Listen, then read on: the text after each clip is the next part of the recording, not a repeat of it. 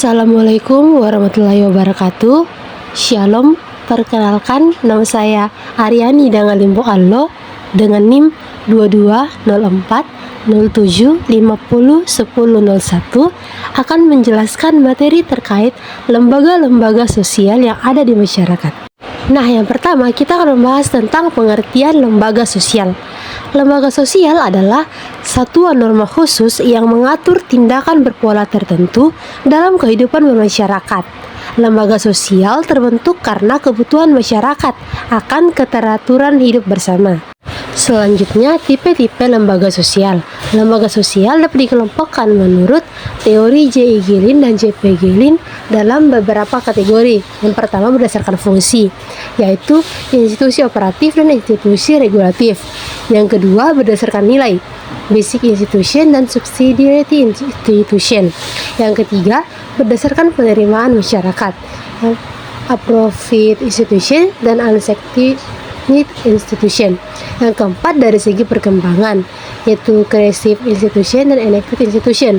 Dan yang terakhir dari segi penyerahan, general institution dan restricted institution. Selanjutnya, tujuan dan ciri-ciri lembaga sosial. Yang pertama, tujuan dan fungsi lembaga sosial terbagi menjadi 4, yaitu memberi arahan dan pedoman, stabilisator dan minimisator, kontrol sosial, dan menjaga persatuan dan kesatuan. Selanjutnya itu ciri-ciri lembaga sosial. Yang pertama itu, lembaga sosial merupakan suatu organisasi pola-pola pemikiran dan pola-pola perilaku yang terwujud melalui aktivitas kemasyarakatan dan hasil-hasilnya. Yang kedua, suatu lembaga sosial memiliki tingkat kekekalan. Yang ketiga, lembaga sosial memiliki satu atau beberapa tujuan yang hendak dicapai.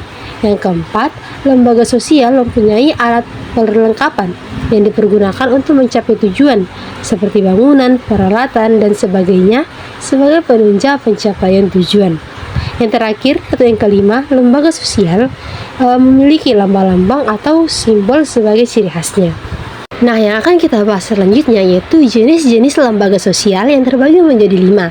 Yang pertama lembaga keluarga, yang kedua lembaga pendidikan, yang ketiga lembaga politik, keempat lembaga keagamaan, dan yang kelima lembaga sosial dan ekonomi yang akan kita bahas satu per satu. Nah, jenis lembaga sosial yang akan kita bahas pertama yaitu lembaga keluarga. Lembaga keluarga adalah lembaga yang bersifat universal, artinya seluruh masyarakat di dunia mengenal akan lembaga tersebut. Ciri-ciri lembaga keluarga ini yang pertama merupakan suatu kelompok sosial yang terdiri dari berbagai usia dan jenis kelamin. Yang kedua, sekurang-kurangnya 2 orang diantaranya mempunyai hubungan sebagai suami istri yang telah diakui oleh masyarakat dan mempunyai anggota keluarga melalui perkawinan yang sah. Yang ketiga, mempunyai seperangkat aturan sosial tertentu yang diakui dan dijalankan bersama-sama oleh seluruh anggota keluarga. Yang keempat, mempunyai fungsi pokok diantaranya fungsi reproduksi, ekonomi, sosialisasi, dan pelindungan. Dan yang kelima, menempati tempat tertentu dalam jangka waktu tertentu. Nah, adapun fungsi lembaga keluarga ini yaitu yang pertama, fungsi reproduksi atau biologi, fungsi protektif atau perlindungan, fungsi ekonomi, fungsi pendidikan atau edukasi, fungsi sosialisasi, fungsi afeksional, fungsi religius, fungsi rekreatif, dan yang terakhir fungsi pengendalian sosial. Selanjutnya kita melangkah ke jenis lembaga yang kedua yaitu lembaga politik. Menurut Profesor Dr. J.W. Soeri, lembaga politik adalah badan yang mengatur dan memelihara tata tertib untuk mendamaikan pertentangan dan untuk memilih pimpinan yang berwibawa. Menurut Kumanto dan Soeharto, lembaga politik merupakan badan yang mengkhususkan diri pada pelaksanaan kekuasaan dan wewenang.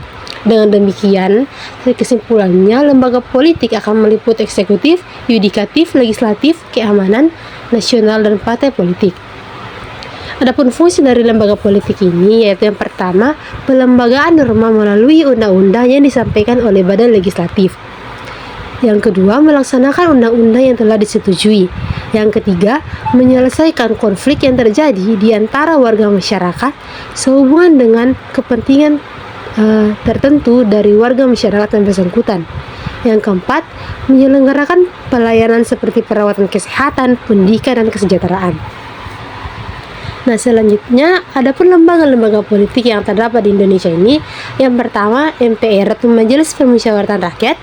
Kedua, Presiden Wakil Presiden. Yang ketiga, Dewan Pertimbangan Agung atau DPA.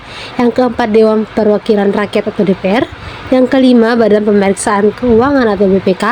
Yang keenam, Mahkamah Agung atau MA. Dan yang terakhir, pemerintah daerah. Nah, jenis lembaga yang ketiga yaitu lembaga keagamaan. Menurut William Kornblum, agama adalah sebuah jawaban logis terhadap permasalahan dari keberadaan manusia yang membuat dunia menjadi berarti. Sementara menurut Horton dan Han, agama adalah sebuah sistem keyakinan dan sarana bagi sekelompok orang untuk menafsirkan juga menanggapi terhadap hal yang mereka rasakan sebagai supranatural dan kudus atau suci. Lembaga keagamaan adalah organisasi yang dibentuk oleh umat beragama dengan maksud untuk memajukan kepentingan keagamaan umat yang bersangkutan di dalam kehidupan bermasyarakat, berbangsa, dan bernegara, yang bertujuan untuk meningkatkan kualitas hidup keagamaan masing-masing untuk beragama.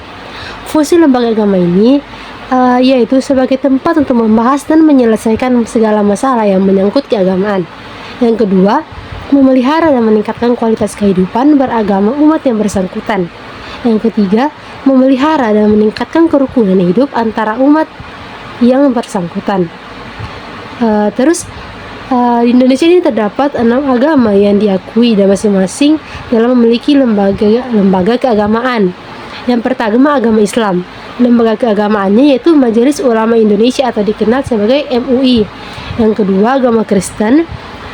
Lembaga keagamaannya yaitu Persekutuan Gereja-Gereja Indonesia atau PGI. Yang ketiga, agama Katolik. Lembaga keagamaannya yaitu Konferensi Wali Gereja Indonesia atau KWI. Yang keempat, Hindu. Lembaga keagamaannya yaitu Parisada Hindu Dharma Indonesia atau PHDI. Yang kelima, Buddha. Lembaga keagamaannya yaitu Perwakilan Umat Buddha Indonesia. Yang terakhir, agama Konghucu. Lembaga keagamaannya yaitu Majelis Agama Konghucu di Indonesia atau Matakin. Nah, jenis lembaga yang terakhir yaitu lembaga sosial ekonomi, yang merupakan himpunan norma segala tingkatan yang berkisar pada suatu kebutuhan pokok di dalam kehidupan masyarakat. Dalam masyarakat Indonesia yang heterogen, ada berbagai jenis lembaga sosial di mana satu sama lain saling berhubungan dan saling melengkapi dalam memenuhi kebutuhan hidup. Adapun lembaga ekonomi merupakan bagian dari lembaga sosial yang mengatur tata hubungan antar individu menyangkut pemenuhan kebutuhan pokok manusia. Lembaga sosial adalah lembaga yang kegiatannya ada di bidang ekonomi demi terpenuhinya kebutuhan masyarakat.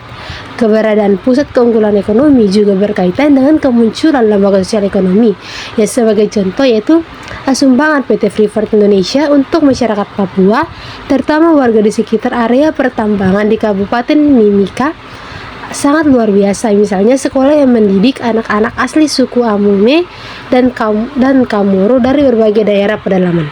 Baik, mungkin itu saja yang dapat saya jelaskan terkait dengan lembaga-lembaga sosial yang ada di masyarakat. Semoga apa yang telah saya jelaskan tadi dapat dipahami dan dimengerti.